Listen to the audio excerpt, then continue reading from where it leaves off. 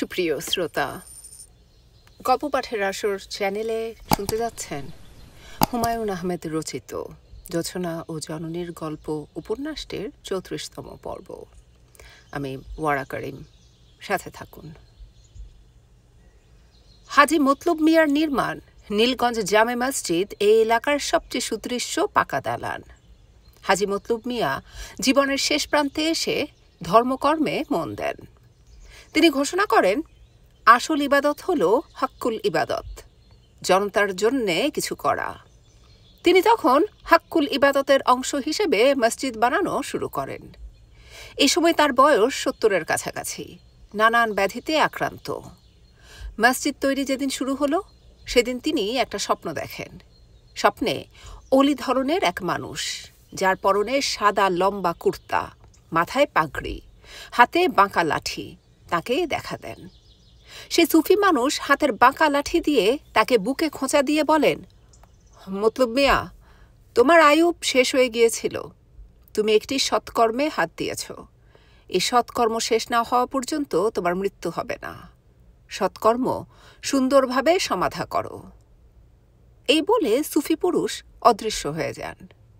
ঘুম ভেঙে মতলুব মিয়া দেখেন, এই সুফি পুরুষ তার বুকের যে জায়গায় বাঁকা লাঠি দিয়ে খোঁচা দিয়েছেন সেই জায়গা কালো হয়ে আছে।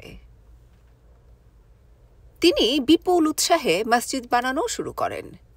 কাজ দ্রুত সমাধা করার প্রয়োজন নাই, ধীরে সুস্থে হবে, ভালো মতো হবে। যেভাবেই হোক কাজটা লম্বা করতে হবে। মেঝেতে প্রথমে সিমেন্ট করা হলো, সেই সিমেন্ট উঠিয়ে মোজাইক করা হলো। মিনার একটা করার কথা ছিল, তিনি ৪ মিনারের সিদ্ধান্ত নিলেন। এতে সময় বেশি লাগবে। যত ইচ্ছা সময় লাগুক, মসজিদ নির্মাণ পুরোপুরি শেষ করা যাবে না। একটা দরজা কিংবা একটা জানালা বাকি থাকবে। এই ছিল তার পরিকল্পনা। পরিকল্পনা কার্যকর হলো না। ১ মিনার তৈরি হবার পরপরই তার মৃত্যু হলো। মসজিদের শুরু হলো তার জানাজা পাঠের মাধ্যমে। হাজী মতলুব মিয়ার মসজিদের বর্তমান নাম ১ মিনারি মসজিদ। ঈদের দিন দূর দূরান্ত থেকে এই মসজিদে লোকজন নামাজ পড়তে আসে। জুম্মাবারেও মুসল্লিদের ভালো সমাগম হয়। নীলগঞ্জে মিলিটারি আস্তানা গাড়ার পর জুম্মাবারে লোক সমাগম আরও বেড়েছে। মসজিদের বাইরেও চাটাই বিছাতে হয়। জুম্মাবারে মিলিটারি ক্যাপ্টেন মুহাম্মদ বাসেত ২-১ জনকে সঙ্গে নিয়ে মসজিদে নামাজ পড়তে আসেন। নামাজের শেষে তার সঙ্গে হ্যান্ডশেক করার জন্য এক ধরনের ব্যস্ততা সমাগত মুসল্লিদের মধ্যে দেখা যায়। ঘটনাটা বিস্ময়কর হলেও সত্যি। ২-১ জন কোলাকুলিও করেন। জুম্মার নামাজ মাওলানা ইরতাজউদ্দিন পড়ান। সেদিন তার পরনে থাকে ইস্ত্রি করা আচকান, ধবধবে সাদা পাগড়ি। জুম্মাবারে তিনি চোখে সুরমা দেন, কানের লতিতে আতর। নবী করিমের সুগন্ধি পছন্দ ছিল। সুগন্ধি ব্যবহার করা সেই কারণেই প্রতিটি মুসলমানের জন্যে সুন্নত। নামাজ ১টার সময় শুরু হয়, তবে মাঝে মাঝে ১টা বাজার পরেও অপেক্ষা করতে হয়। ক্যাপ্টেন সাহেবের জন্যে অপেক্ষা। মসজিদের মুয়াজ্জিন মুন্সি ফজলুল হক ক্যাপ্টেন সাহেবের অপেক্ষায় বারান্দায় দাঁড়িয়ে থাকেন। এখান থেকে থানা কম্পাউন্ড পর্যন্ত পরিষ্কার দেখা যায়। ক্যাপ্টেন সাহেব থানা কম্পাউন্ড থেকে ঢোলা কুর্তা পরে যখন বের হন, তখন মুন্সি ফজলুল হকের ভেতর অন্যরকম উত্তেজনা দেখা যায়। ইরতাজউদ্দিন জুম্মাবারে মসজিদে ১২টার মধ্যে এসে পড়েন। তখন মুয়াজ্জিনও আসে না, মসজিদ থাকে খালি। একজন একজন করে মুসল্লি আসে। তাদের আশা দেখতে তার ভালো লাগে। কাউকে দেখে মনে হয় তার অসম্ভব তাড়া, বসে থাকতে পারছে না, সারাক্ষণ ছটফট করছে, আঙুল ফোটাচ্ছে, ঘড়ির দিকে তাকাচ্ছে। কেউ কেউ আসে নিতান্তই অনাগ্রহে। তাদের চোখে মুখে থাকে, কি বিপদে পড়লাম। দূর দূরান্ত থেকে কিছু আগ্রহী লোকজনও আসে। এরা হাদিস কোরআন শুনতে চায়।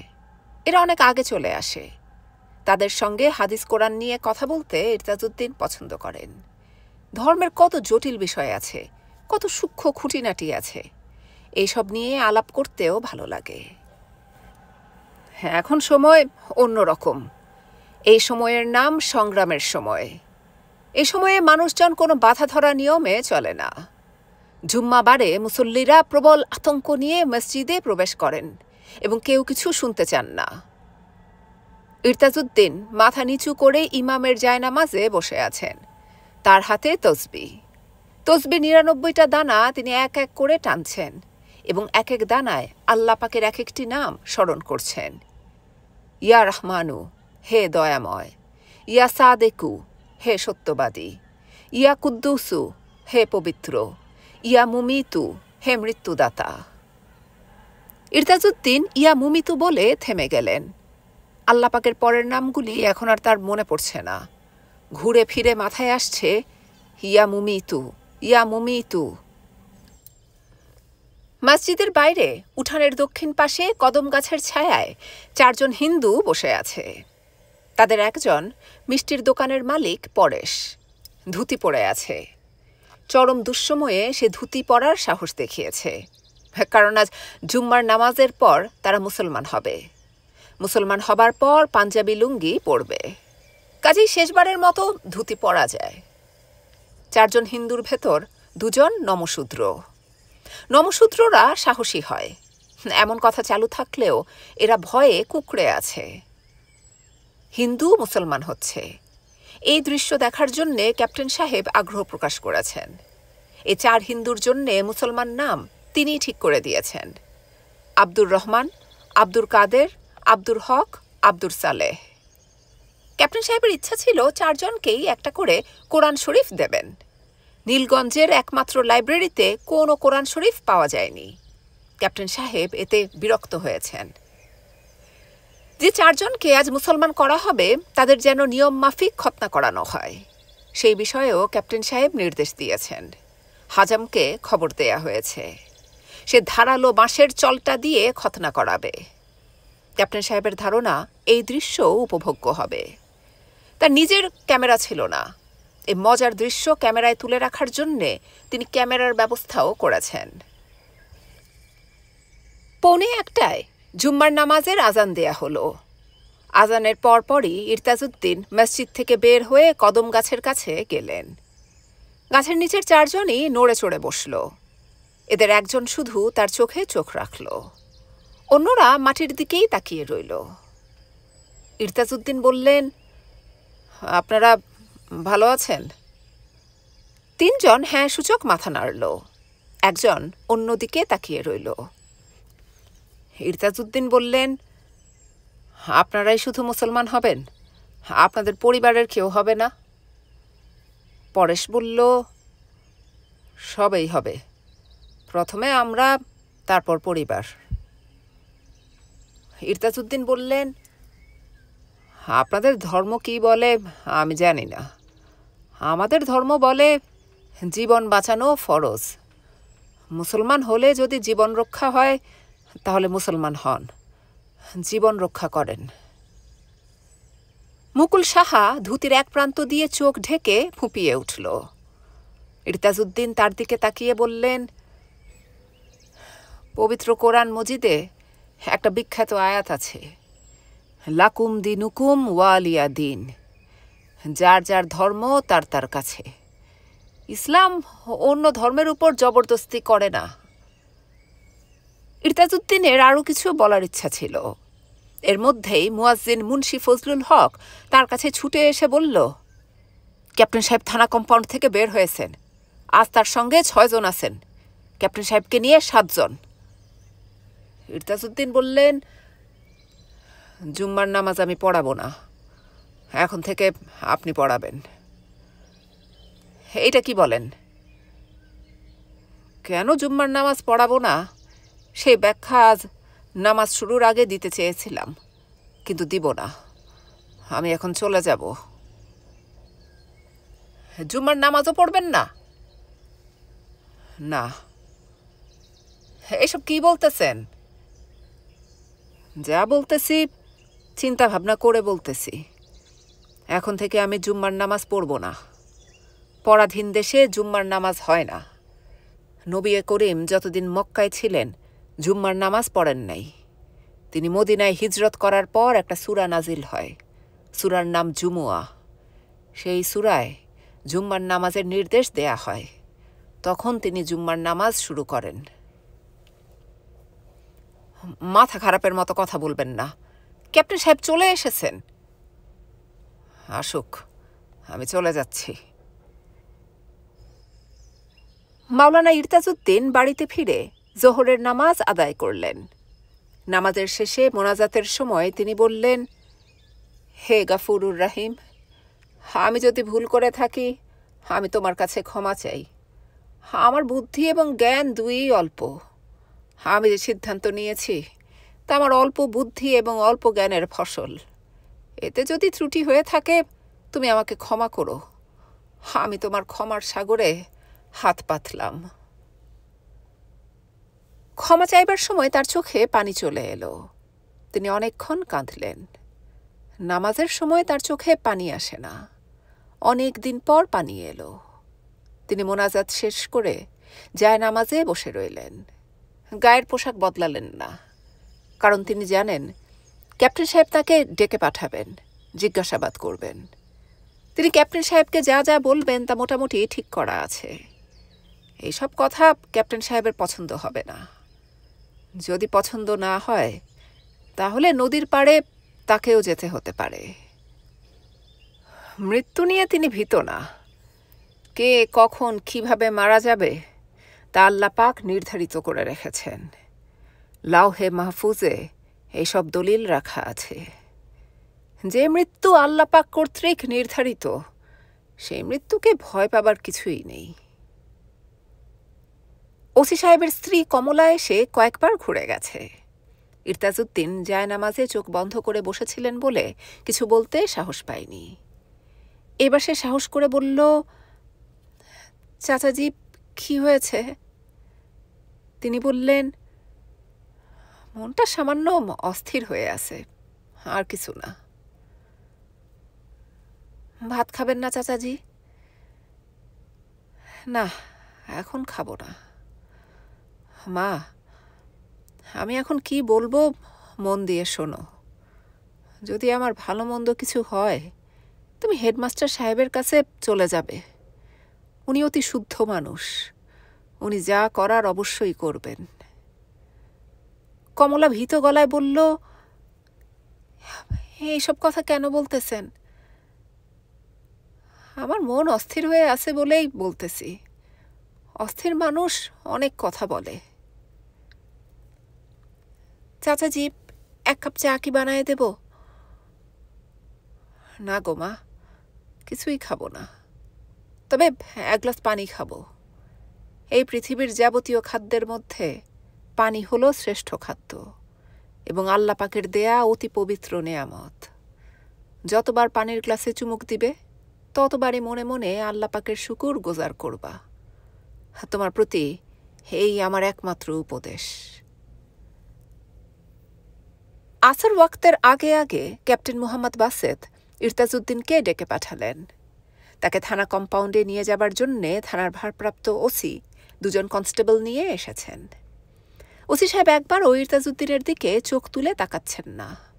মনে হচ্ছে যে কোনো কারণেই হোক এই মানুষটির দিকে চোখ তুলে তাকানোর মতো অবস্থা তার না। ইরতাজউদ্দিন থানার দিকে রওনা হবার আগে অজু করলেন। কমলার ছেলেটিকে কোলে নিয়ে আদর করলেন। নবিয়ে করিম শিশুদের পছন্দ করতেন। তাদের বলতেন বেহেশতের ফুল। শিশুদের প্রতি স্নেহ ও মমতা দেখানো সুন্নত।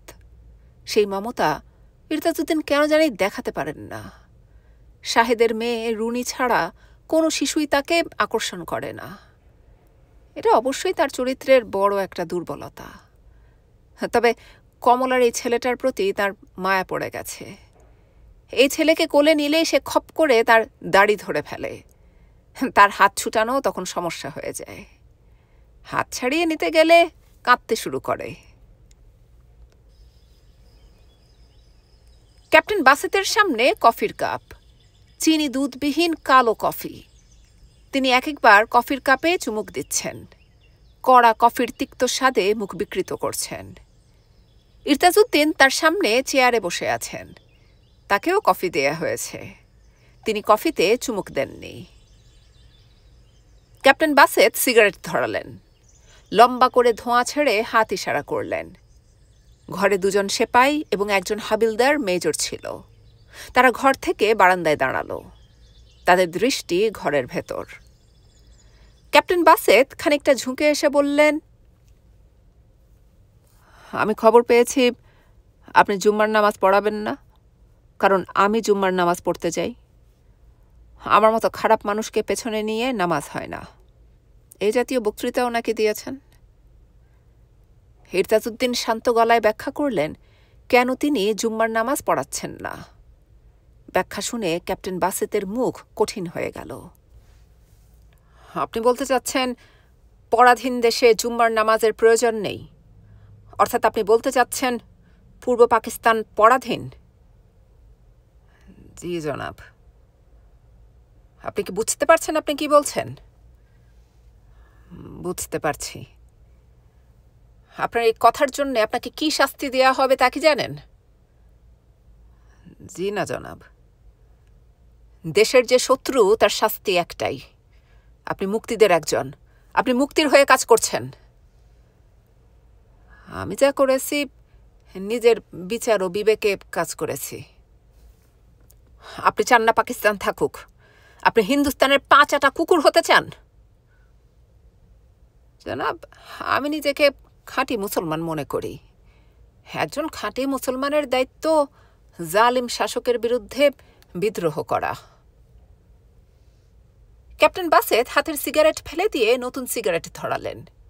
কঠিন গলায় বললেন, মাওলানা সাহেব, আপনার মাথা খারাপ হয়ে গেছে। ইরতাজউদ্দিন চুপ করে রইলেন। ক্যাপ্টেন বাসেত ঠান্ডা কফির কাপে চুমুক দিয়ে মুখ বিকৃত করে বললেন, খারাপ মাথা ঠিক করার কৌশল আমি জানি।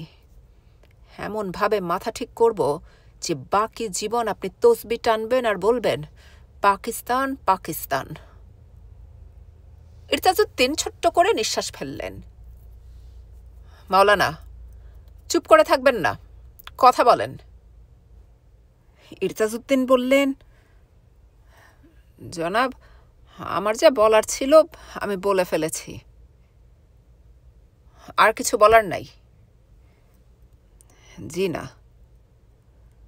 আমি আপনাকে কি শাস্তি দেব জানেন?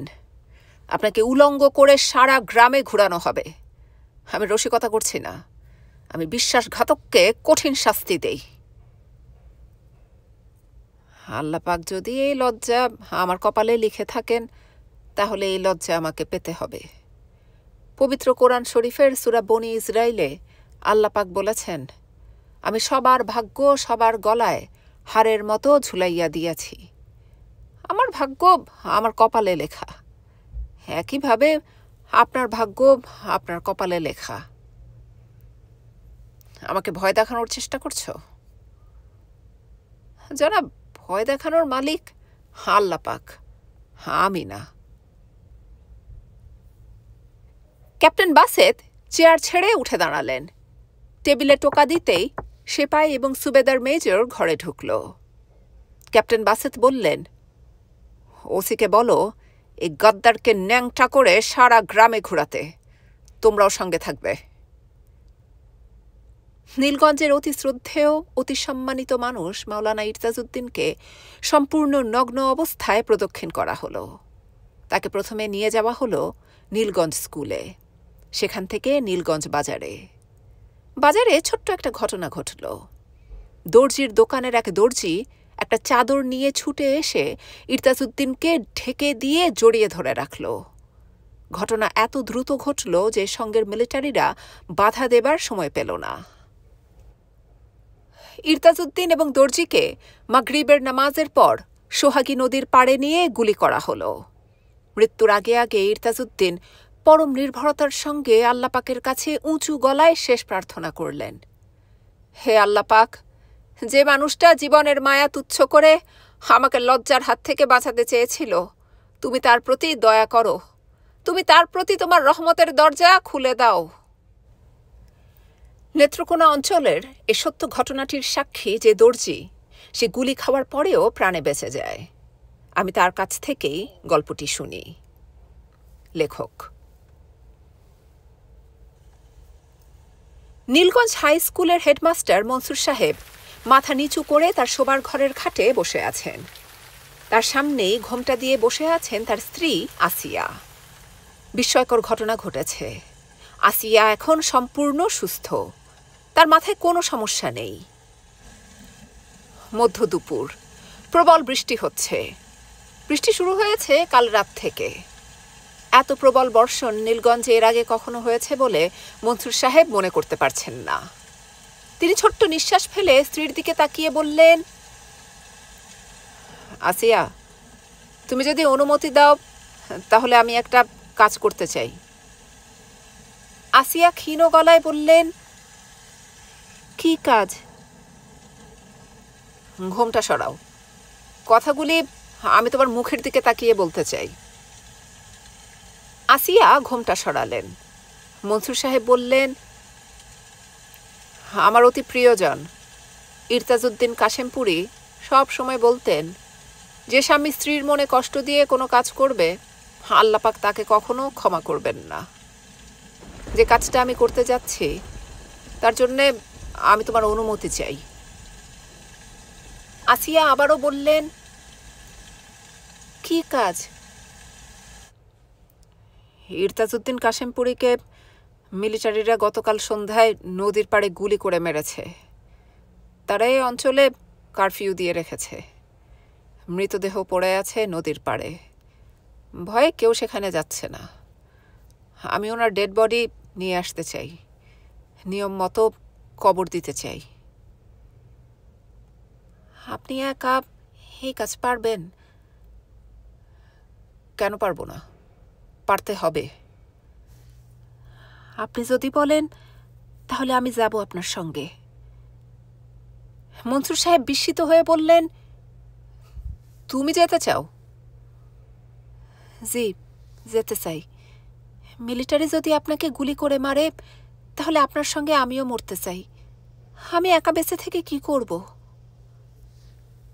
নীলগঞ্জের মানুষ বিস্ময়ের সঙ্গে দেখল হেডমাস্টার সাহেবের সঙ্গে ঘোমটা পড়া একজন মহিলা প্রবল বর্ষণের মধ্যে মাওলানা ইরতাজউদ্দিনের বিশাল শরীর টেনে নিয়ে যাবার চেষ্টা করছে।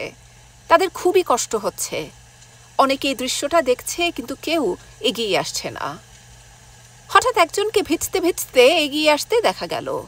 সে আসিয়া বেগমের কাছে এসে উর্দুতে বলল, মাতাজি, আপনি সরুন, আমি ধরছি। মনসুর সাহেব বললেন, আপনার নাম?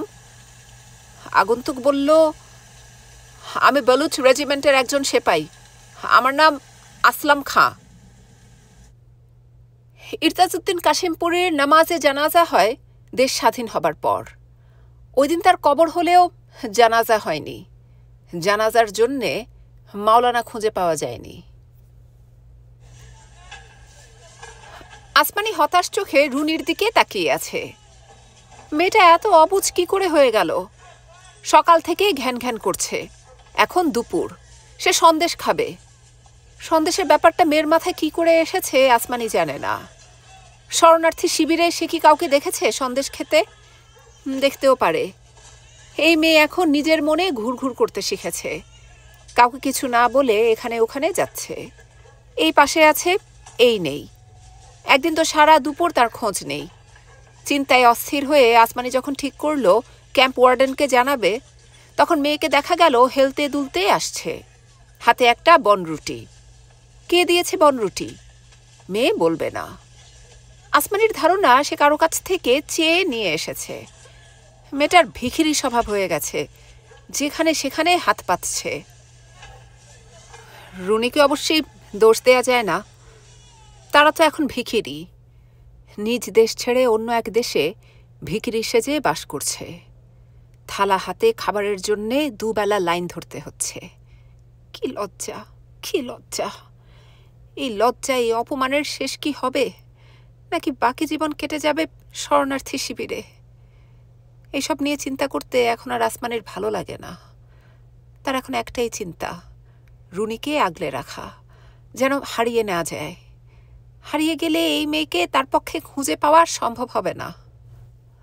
নানা হাত বদল হয়ে একসময় রুনির জায়গা হবে খারাপ পাড়ায়। রুনি ভুলেই যাবে একসময় তার অতি সুখের সংসার ছিল। কি দ্রুতই না মেয়েটা বদলাচ্ছে। একদিন আসমানি শুনল রুনি কাকে যেন কুৎসিত সব গালি দিচ্ছে। তোর হোগায় লাথি! আসমানি ছুটে বের হয়ে মেয়ের হাত ধরে কাঁদো কাঁদো গলায় বলল, এসব কি বলছো মা? রুনি ঘাড় শক্ত করে বলল, ও তো আমাকে আগে বলেছে। ও বললেই তুমি বলবে? হ্যাঁ, বলবো। তুমি জানো না এসব খুব খারাপ গালি? আমি এর চেয়েও খারাপ গালি জানি। আসমানি কি করবে, মেয়েকে কিভাবে সামলে রাখবে ভেবে পায় না। কি ভয়ঙ্কর পরিবেশ চারপাশে। শরণার্থী শিবিরে চুরি হচ্ছে, এক শরণার্থী অন্যজনের কাপড় চুরি করছে, ধরা পড়ছে, মারামারি হচ্ছে। ওয়ার্ডেনরা ছুটে আসছে, তাদের মুখেও গালি। তোমরা যান বাঁচাইতে আসছো না চুরি করতে আসছো? কাজ তো জানো মোটে তিনটা, হাগা, মুতা আর চুরি।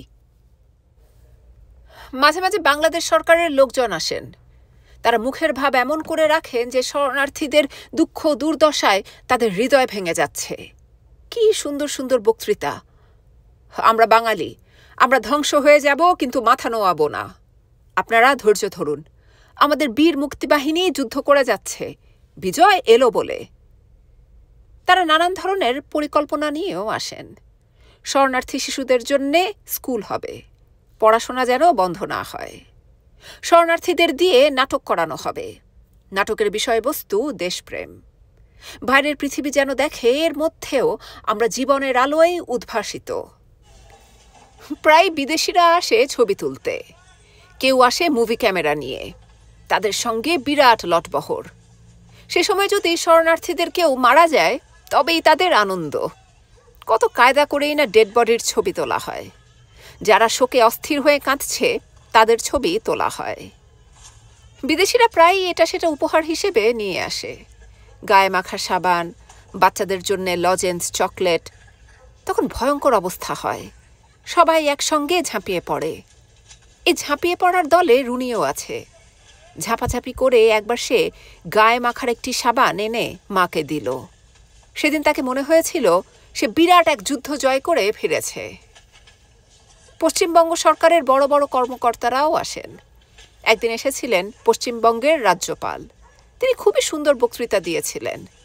বক্তৃতার শেষ পর্যায়ে হাত জোড় করে বলেছিলেন, আমরা আপনাদের শুধু আশ্রয় দিতে পেরেছি, আর কিছু দিতে পারছি না।